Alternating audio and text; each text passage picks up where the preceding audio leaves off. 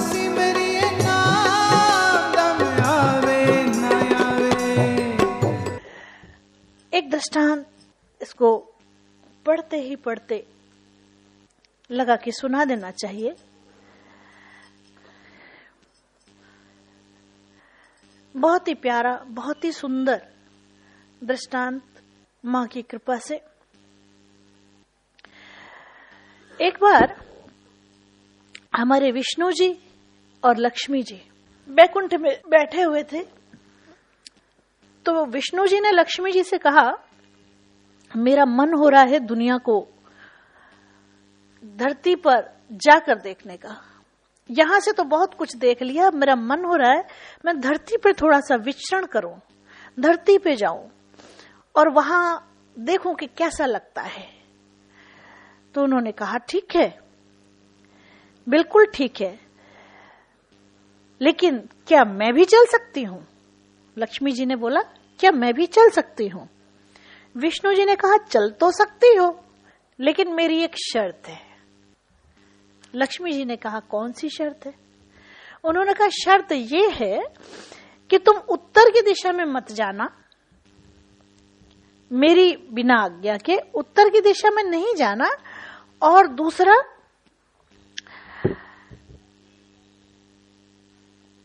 बिना किसी से पूछे कोई भी वस्तु मत लेना। लक्ष्मी जी ने कहा, ठीक है, जैसा आप कह रहे हैं मैं वैसा ही करूंगी। और धरती पर दोनों आ गए।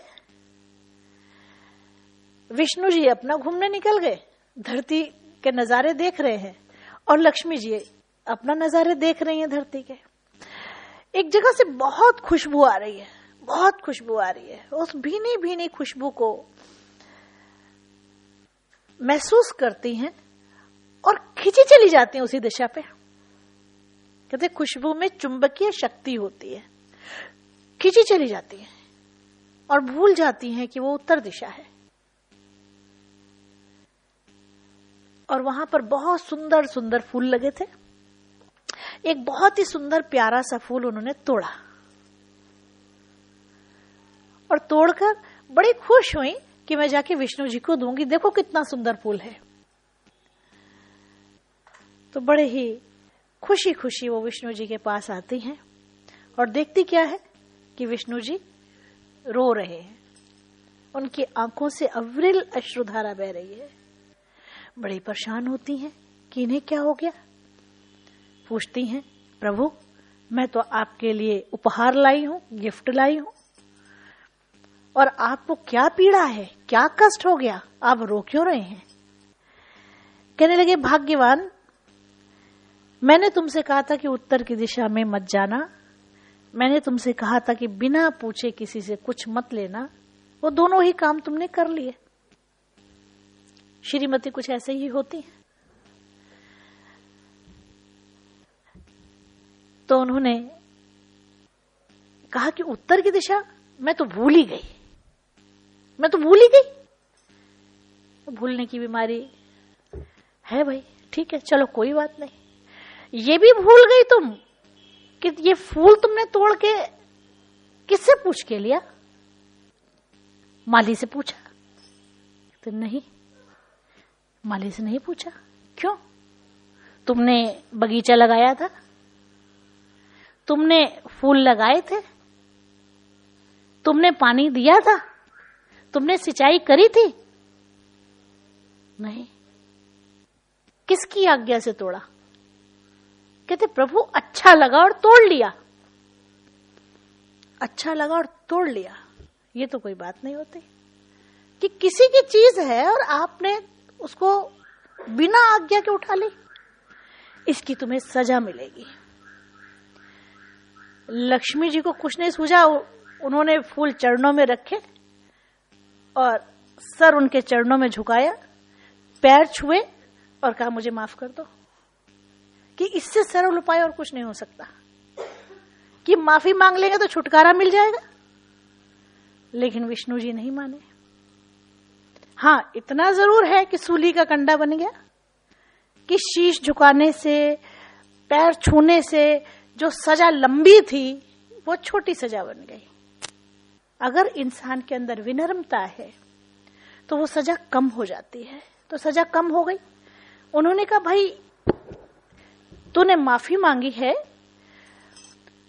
तो ये माफी तो उस माली से मांगनी चाहिए जिसके बगीचे से तूने तोड़ा है, लेकिन तुझे सजा तो मिलेगी लेकिन थोड़ी कम मिल जाएगी। लक्ष्मी जी की आंखें भीग गई कि ना जाने विष्णु जी अब कौन सी मुझे सजा दे देंगे। उन्होंने कहा कि यह सजा मुझे देनी जरूरी है, इसलिए जरूरी है क्योंकि ये अपराध है। बिना पूछे अगर तूने फूल तोड़ा है तो ये तेरा अपराध है, ये चोरी है। और 3 साल तक ये भी कांटा बना है, सूली का कांटा बना है। एक फूल बिना पूछे बगीचे से तोड़कर लाने की सजा सुनो, विष्णु लक्ष्मी जी को दे रहे हैं। 3 साल तुझे माली के घर में नौकरानी बनके रहना पड़ेगा, तब जाके तेरे को माफी मिलेगी। लक्ष्मी जी की आंखें भीग गई, अविरल अश्रुधारा बह रही है और हाथ जोड़कर खड़ी है और कहते हैं विष्णु जी अब तुम जाओ, 3 साल के लिए अब तुम्हें जाना होगा। लक्ष्मी जी जैसी आज्ञा बोलकर, प्रभु जैसी आज्ञा। क्या हम लोग बोलेंगे? क्या हम लोग ऐसा कहेंगे? क्या हम लोग ऐसा करेंगे? क्या हम लोग ऐसा करने की सोच भी पाएंगे? नहीं। लक्ष्मी जी विष्णु जी से कहती हैं जैसे प्रभु आज्ञा। नौकरानी का भेष बनाया, चल पड़ी। माली का नाम था माधव। माली भी कितना अच्छा। नौकरानी का भेष बना के जैसे ही माली के घर पहुंचती हैं, दरवाजा खटखटाती हैं, माली बाहर निकलते हैं और इनको देखते हैं तो पूछते हैं बताइए क्या सेवा करूं मैं आपकी। माली देखिए कितना विनम्र, क्या सेवा करूं मैं आपकी। इन्होंने कहा कि मुझे अपने घर में नौकरानी रख लीजिए। कौन कह रहा है? मां लक्ष्मी कह रही है, जिनके पास सब कुछ है। अभी इसमें पढ़ा ना, वक्त बदलते देर नहीं लगती। किसके ऊपर मुसीबतें नहीं आई हैं? उठा लो इतिहास। ये जो आपको सुना रहे हैं ना, ये मेरी गढ़ी हुई कहानी नहीं है, आपको वेद पुराणों की ही बात बता रहे हैं। किसके ऊपर प्रॉब्लम नहीं आई? राम के ऊपर नहीं आई, कि सीता के ऊपर नहीं आई, कि कन्हैया के ऊपर नहीं आई, कि मीरा के ऊपर नहीं आई, कि सूर पे नहीं आई, कि तुलसी पे नहीं आई, कि राधे पे नहीं आई, नन्ना जाट पे नहीं आई, रविदास पे नहीं आई। किस पे प्रॉब्लम नहीं आई? इतिहास उठाकर देखें। हम लोग अपनी प्रॉब्लम सोचते हैं, परेशान होते हैं, दुखी होते हैं, रोते हैं, झगड़ा भी करते हैं, सॉरी भी बोलते हैं, लेकिन फिर इतिहास के पन्ने जब पलटो तो लगता है कि प्रॉब्लम प्रॉब्लम और प्रॉब्लम। किस करनी की कौन सी सजा हो सकती है? मेरा इस दृष्टांत से ये मतलब है कि एक फूल तोड़ने की क्या सजा? 3 साल की सजा। किसको? लक्ष्मी जी को, विष्णु के माध्यम से। सोचो इंसान क्या क्या कर्म करता है, कब कब करता है, कैसे करता है, कौन कौन से करता है। और तभी तो 84 लाख योनियां हैं, तभी तो जीवन में इतने कष्ट होते हैं, क्योंकि पता ही नहीं होता कि किस कर्म की कौन सी सजा मिलेगी, पता ही नहीं होता। माधव कहते हैं बताइए मैं आपकी क्या सेवा करूं। वो कहते हैं मुझे अपने घर में नौकरानी रख लीजिए। माधव माली बोले कि मेरे घर में 3 बेटियां हैं, पत्नी है, मैं हूं, और बड़े ही मुश्किल से गुजारा करते हैं हम लोग।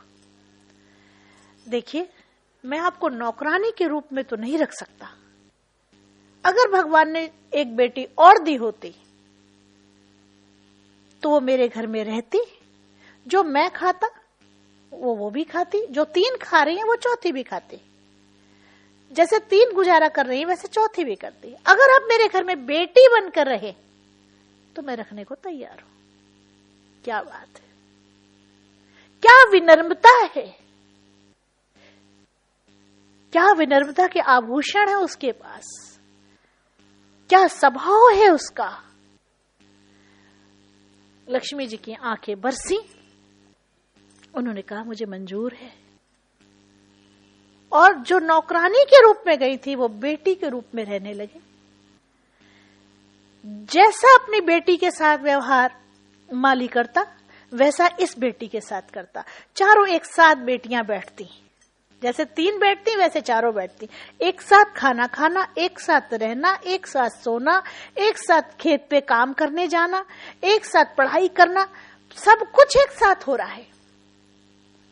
जिन फूलों को बेचकर माली बड़े मुश्किल से 2 जून की रोटी लाता था, दूसरे ही दिन माली को फूल बेचकर इतना पैसा मिला कि उसने तीसरे दिन गाय खरीद ली। दिन प्रतिदिन उसकी कमाई बढ़ने लगी। जो फूल सस्ते बिकते थे वो फूल इतने महंगे बिकने लगे क्योंकि घर में मां लक्ष्मी प्रवेश कर गई है। जो टूटी हुई झोपड़ी में रहता था वो भी किराए की, उसका मकान बन गया। घर में नौकर चाकर आ गए, आभूषण आ गए, बेटियां ऐसे रहती जैसे राजकुमारियां रहती। उनका घर ऐसा हो गया जैसे लगता कि ये प्रभु की कृपा ही बरस रही है, रहमत ही रहमत। कुछ कर्म ऐसा कर जा कि प्रभु की रहमत ही बरसने लगे। उनके घर पे ऐसी रहमतों की वर्षा हो गई कि वो माली कहां से कहां पहुंच गया, धनाढ्य हो गया। और जब भी आता अपने चारों बेटियों के सर पे हाथ फेरता, मुस्कुराता और सोचता कि प्रभु आपकी कृपा, ऐसी दया, ऐसी कृपा। 3 साल पूरे होने को आए और माली एक धनाढ्य व्यक्ति बन गया। नौकर चाकर, जो दूसरों के खेतों पे काम करता था, खेत ही खेत, सब कुछ उसका अपना। एक राजा महाराजा की तरह उसका व्यक्तित्व हो गया, सब कुछ उसके पास हो गया। मालो माल कर दिया लक्ष्मी ने। क्यों मालो माल कर दिया? कि जिसको नौकरानी की जगह बेटी बना लिया तो वो क्या नहीं कर सकती, सब कुछ कर सकती है। 3 साल पूरे होने को आए और अब लक्ष्मी जी को जाना था।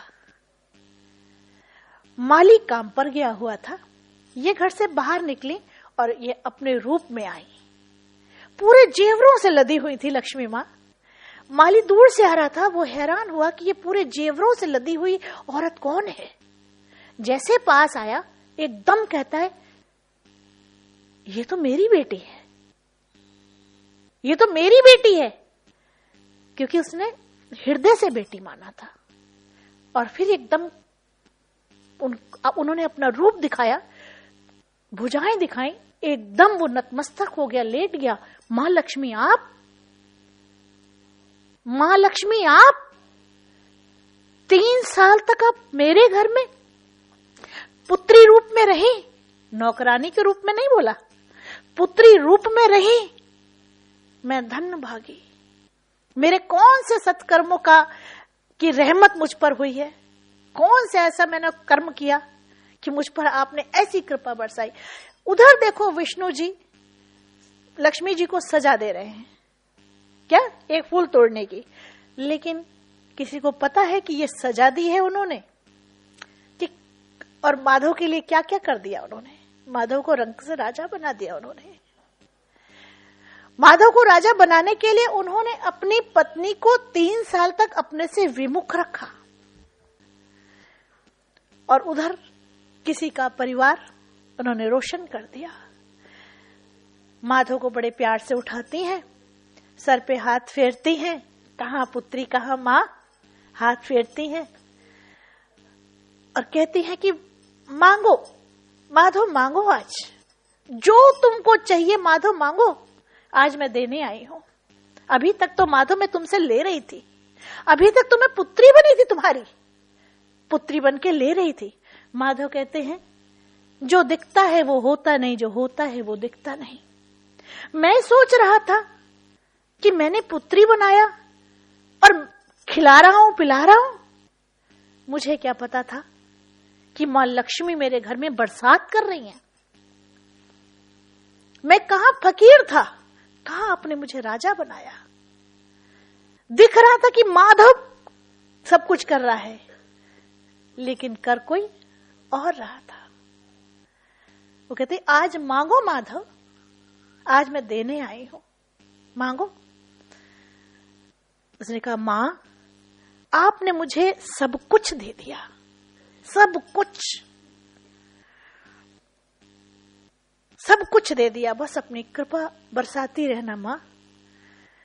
और जो आपको पसंद है बस वही मुझे देना, और मैं हमेशा आपका ध्यान करूं, आपकी भक्ति करूं। आपने मुझे हर तरह से माला माल किया है, जो आप देना पसंद करें बस अब वही दीजिएगा, मुझे आपने सब कुछ दे दिया है। फिर मां वरदान देती हैं, तू हमेशा धन धान्य से संपूर्ण रहेगा, तेरे पास खुशियां ही खुशियां होंगी, तू सदा स्वस्थ रहेगा, तेरा पूरा परिवार खुशहाल रहेगा। और तूने मुझे बेटी बना के रखा है, और इस नाते जो भी तू चाहे वो तुझे मिल जाएगा। ढेरों आशीर्वाद, ढेरों आशीर्वाद, ढेरों आशीर्वाद से माला माल करती हैं और अंतर ध्यान हो जाती है। बोलो विष्णु प्रिया की, विष्णु प्रिया की, विष्णु प्रिया की। नमो नमो गुरुदेव तुझको नमो नमः। नमो नमो गुरुदेव तुझको नमो नमः।